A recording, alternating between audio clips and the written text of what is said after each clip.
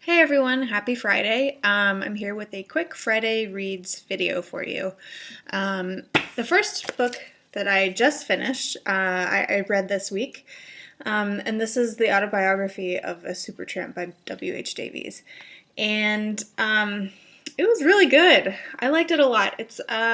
If you don't know, W.H. Davies was a British poet, like at the turn of the century, around 1900, I guess. And I haven't read any of his poetry, but this book, it's just his memoir. And he had a very interesting life. So he started out in Wales, and then he got caught stealing some stuff, and so he left school as quick as possible, and then hitched a ride to America, where he basically traveled around as a hobo for a long time and went back and forth between the U.S. and Britain, and then he decided to go to Alaska for the gold rush. But in doing so, he hopped a train and didn't get on it properly, so his foot got twisted off, and he had to get his leg amputated. So then he was a one-legged hobo. And then he went back to Britain and kind of wandered around there for a long time. And it's basically just the story of his nomadic lifestyle, I guess.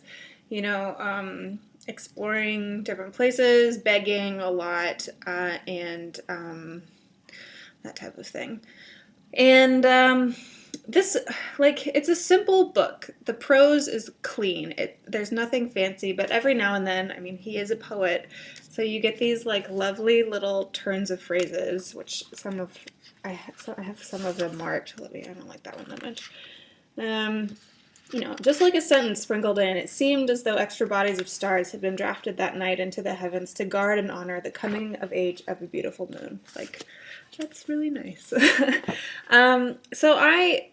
This book was also really interesting because he does go to the deep south. He takes a houseboat with a couple of other tramps down the Mississippi to New Orleans and witnesses really, really awful things, and does not have doesn't have the reaction that I would want him to, but I don't know what to say about that.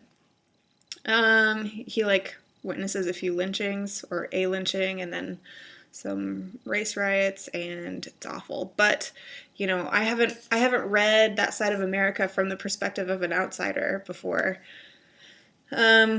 I've only read it from a history textbook, so seeing that a glimpse of that not pretty side is very interesting, especially when it's contrasted to how he talks about the people in the Northeast who are all so generous and kind and whatever.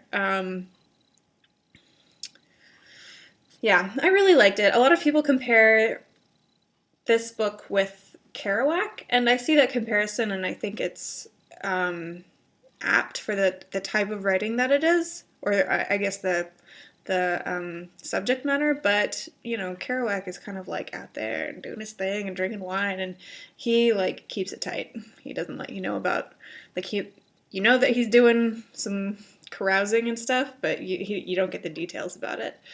But that's fine. I liked this book a lot, and then I read the introduction by George Bernard Shaw, and George Bernard Shaw just kind of gushes about this book in the same way that I would like to. So some quotes from him gushing are, "Another effect of this book on me is to make me realize what a slave of convention I have been all my life. When I think of the way I worked tamely for my living during all those years when Mr. Davies, a free knight of the highway, lived like a pet bird on tidbits, I felt that I had been duped out of my natural liberty." And then he goes on to say, "Let every youth into whose hands this book falls ponder its lesson well, and when next his parents and guardians attempt to drive him into some inhuman imprisonment and drudgery under the pretext that he should earn his own living, think of the hospitable countrysides of America, with their farmhouses overflowing with milk and honey for the tramp, and their offers of adoption for everyday laborer with a dash of poetry in them." Which really speaks to me in this situation that I'm in right now. Like, I don't like my job that much, and sometimes I just want to get up and go. And so reading this was kind of a fun escape for me. Anyway, that kind of turned into like a short book review, but I like this book, so check it out. Oh, I also wanted to say I read this right after I read Hunger by Newt Hampson, and that was an interesting experience. Like, Newt Hampson is also about a starving artist who's trying to make it through writing, but that one definitely goes more into the depths of your mind and what happens when you're hungry, and like the mental things that happen to you when you're in a dire situation. Whereas he like just talks about what happens, what he does, and doesn't really self-reflect as much in this book as Hunger. But reading the two like within each other is an interesting like vagabond comparison, I guess. I don't know. I also wanted to mention that I just, Ashley from Climb the Stacks did a video on truth and memoir, and I saw that while I was reading this one also, and so it was kind of interesting to consider, how much of this is real, what is he exaggerating, because it doesn't feel very exaggerated to me, just because his writing is so clean. But anyway, just another thought. I'll link to that video in the down bar.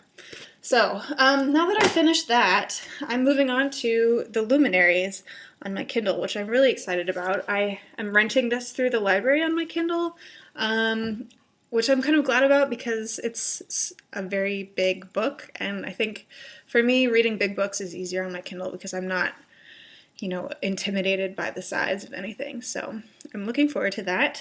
And I continue to slog through Guns, Germs, and Steel.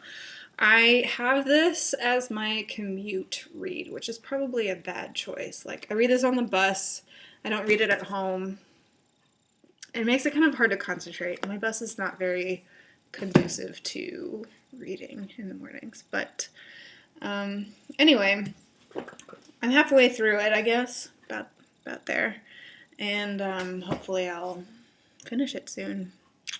So anyway, that's what I'm reading this Friday. I hope that you guys are reading some good books also. I'd love to hear about them. So happy reading.